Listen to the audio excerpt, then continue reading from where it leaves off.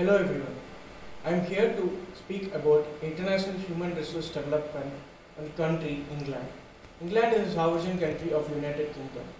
United Kingdom consists of four countries where England, Scotland, Northern Ireland and Wales is located.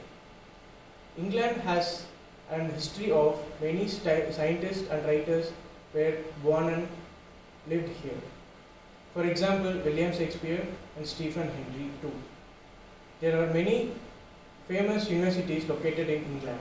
For example, Oxford University and Cambridge University, where many students are willing to go and study there. Now, in England, the literacy rate is 99%, where only 1% of people among 100 cannot write or speak in English. Other than 99% of people are well versed in writing and speaking in English. All the people are educated well as in their own manner. There is a strong link between a person's literacy level and his or her ability to get a job. Unemployment leads to poverty and financial strains. This can make it harder for people to learn or get into learning programs. Poverty can lead to health problems too. The employment policies are being classified into four types.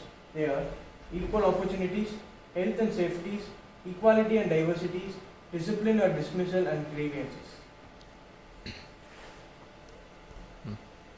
Next, we are going to see about recruitment and selection in England.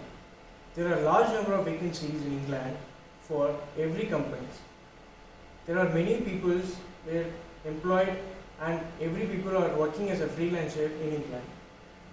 The recruitment intention are still above the pre-pandemic level and appears to be an upward. For an example, with a 74% of employers stating that they are planning to take a new staff in the next quarters. They are planning to recruit more and more according to the time changes, and they are diversified to work with many people in many countries too. The average length of a recruitment process in the UK is 27.5 days, but the best candidates are off to the market in only 10 days. Recruitment stages. There are 6 types of recruitment stages here. As we study about HRM, the 6 stages are often repeated again and again. The first stage is defining needs and recruitments, identifying the vacancy in the first step that a company makes during a recruitment. This is full and fully based on advertisements and the need of the company, where people can come and join in the companies too. Planning campaigns and programs. There are many campaigns and programs now. Now the world is full and fully stepping into and digital marketing, and there are many social medias get involved in it. For example, LinkedIn is the best thing to discuss here. Third is searching and attaching candidates. The companies go and search the candidates in every universities where they need their correct person to look into that job, and he must be flexible to do that. As the working hours is only 5 days from Monday to Friday. Fourth is selecting candidate and screening. Next, according to the CV and the report which he is submitting to company and referring to that, the candidate is full and fully involved in recruitment process with HR to get involved in that. Next, hiring and onboarding. After all processes, the candidate will be hired and he will be trained according to the job, and he will be full and fully explained what is the mission of him, what is the mission of the company, and what he must be learning in it, and how can he also grow in the company too. And next is evaluating the process. After the 6 days, the candidate will be full and fully enhanced, and he will be knowing everything in the company to work in it. This is the recruitment process done in England. And policies in England. So they follow such of the policies like retirement pay, holiday pay, maternity pay, which every country follows the same as like. But they have some extended to some opportunities like policies like equal opportunities to every employees, health and safety, equity and diversity, discipline and dismissal and grievances. So these comes under some certain laws like for equal opportunities, they comes under equality right 2010. So every employee, when there is a discriminatory under them, they can sue a case against under the law of Equity Act 2010. These policies mainly for maintaining the equality between the employees and fair and disciplinary hearings. So this is mainly for maintaining the disciplinary between the employees.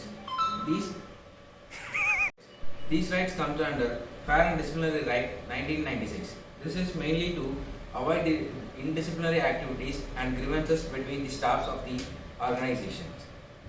And the third thing is personal data. So maintaining the data of every employee is very important for an organization. If there is a leakage in data or someone have stolen the data, it can be sued under the Act of General Data Protection Regulations Act 1994. And the fourth one is lateness and the time off.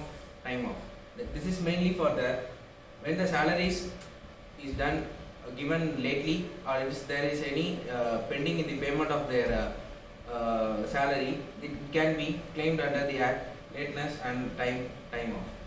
And other subsidies in essential health benefits, there has been given ambulance pattern services, emergency services, hospitalization and maternity. And the time of maternity, every woman is given a time period of leave for their maternity extension.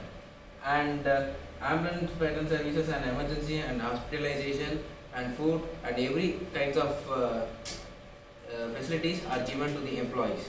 Even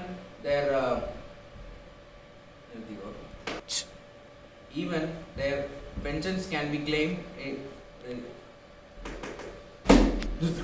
Even the maturity of the pensions can be modified according to their own benefits. So it can be splitted how they can earn. If they don't need till 6 months, it will be not given. If it should be given in the earlier period, and it also can be made. Stop, Nico. Training and development. So training and development in an organization starts when an employee enters into an organization. The first day when an orientation completes the training and development. So training and development in an organization starts when an employee enters into an organization. On the first day of his employment, when the orientation completes, training and development starts. So how it starts? It's by assessment, motivating, designing, delivering and evaluating. There are 5 stages of training and development: assess, motivate, design, deliver and evaluate. In UK there is a நீ சொல்கிறீல்ல start பண்ணும்போதே வந்து இங்கிலாண்டே சொல்லி start பண்ணு. இப்போ வரைக்கும் பண்ணது okay தான். இப்போ நீ யூகேன்னு சொன்னில, அந்த யூகே வேணாம், நீ இங்கிலாண்டுன்னு போட்டு. இல்லை இப்போ சொல்கிற ஆரம்பிச்சில்ல, இன் இங்கிலாண்ட் இந்த 5 சொல்லிட்டு இந்த ஆக்சஸ் மோட்டிவேஷன் சொன்னில, முடிச்சுட்டு ஒரு 5 ஸ்டேஜ் சொன்னில, அதுக்கப்புறம் வந்து இன் யூகே அப்படின்னு சொன்னில, இந்த யூகேக்கு போல இன் இங்கிலாண்ட் ஓடிட்டே இருந்திருக்கு. சரி பரவாயில்ல. In England, there is a policy that every new joined employee must work under a manager or a supervisor for a period of 180 days. That is 6 months, half a year. He should work under a supervisor. Then his performance has been appraised and calculated and evaluated so that his performance and his placement will be done. Even in UK, government spends £1 in April 2012. Government has spent 1 billion pounds.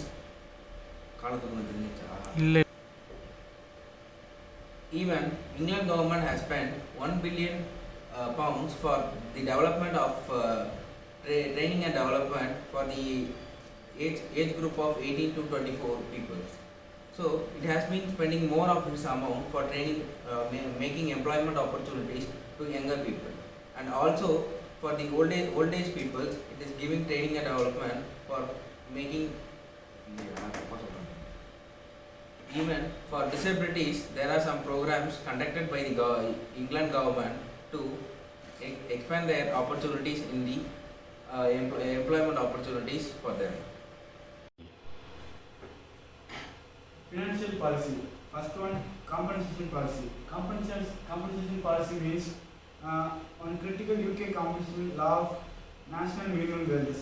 The minimum wages depend on your employee age. So you can utilize different calculator of store by pay every employee and fair and legal wages. And the country also legally 48 hours working week. And other the financial service compensation scheme protect the customer from losing some of the case authorized financial service from us. It is protect the 85,000 pounds saving per individual for financial institutions and also cover mortgage, insurance and investment. And second one, minimum wages. Minimum wages in 1990, the Labour Party was considering how best they implement the national minimum wages. The product low period workers in the UK. Its strategy was established a non-partisan low pay commissions with representatives from employees and universities. And the minimum wages increased effect from 1st April. National living wages from above 23 8.91 pounds to 9.50 pounds per hour, and national minimum wages for those aged 21 to 22 from wages 8.36 to 9.18 pounds, and national minimum wages for 18 to 20 years old from 6.56 pounds to 6.83 pounds. And generally the national minimum wages is country increased by around 4% line up with average rate the inflation. The minimum wages as keep up with rate of which price and rising, otherwise the people become the poor, deficit the hearing the same. And third one, fair wages. The living wages set off by the living wages foundations. The UK rate and London rate. The UK living wages is 9.90 pounds per hour and the London living wages is 11.05 per hour. And the living wages based on cost of living. And third one, other financial policy. Other financial policy means the financial, like the authority regulates the financial service industry in the UK, and its role include providing the customers, keeping the industry stable and promoting healthy competitions and between the financial service provider. And the Bank of England Financial Policy Committee identifying the monitors and takes action to remove the reduce systematic risk and view of promoting and engaging the reselling the UK financial system. And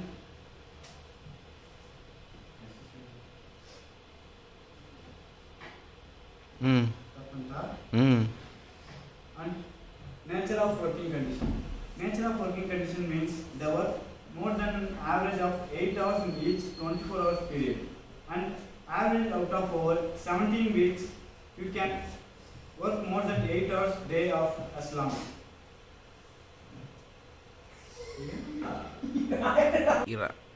Next one, nature of working condition. Nature of working condition means to work more than average for 8 hours each 24-hour period. Average out of 17 weeks. You can more than 8 hours the day as long. The average hour 17 weeks in no more than 8 hours. And your employee can ask you to out of the limited. And workers may not work no average more than 48 hours per week. Normally calculated over the 17 weeks reference period. And in the UK, employee can ask works to constant the writing to output of the 48 hours weekly working limit. And working condition means the condition under which the work of employee is performed including physical and physiological factors. Employee separation activities. It means separation of an employee exists when the service of an employee ends or comes to an end because of many reasons. It may be a voluntary separation or retirement or in case of death, or when a person become a lunatic or unsound mind, and even termination of that employee. Every separation of a employee is reviewed by the vice president of an human resource of an organization. And now we can see how the England employees are separated from an organization. The first one is voluntary separation. In voluntary separation, an employee shall be required to give and fulfill the proper notice period in order to separate in good standing. Generally, the notice period is 2 weeks for non-exempt and 4 weeks for the exempt employees. In this case, non-exempt employees means employees which are depend on the working hours, and the exempt means they are salaried employees. And the next point is termination of employment. In England, termination is done for many reasons, which is misconduct may be immediate, which includes the violation of rules, providing false records, dishonesty in job, and drug or alcohol abuse, and fighting, and also physical violence, and other incidents like sleeping or theft, etc. In England, there is also a one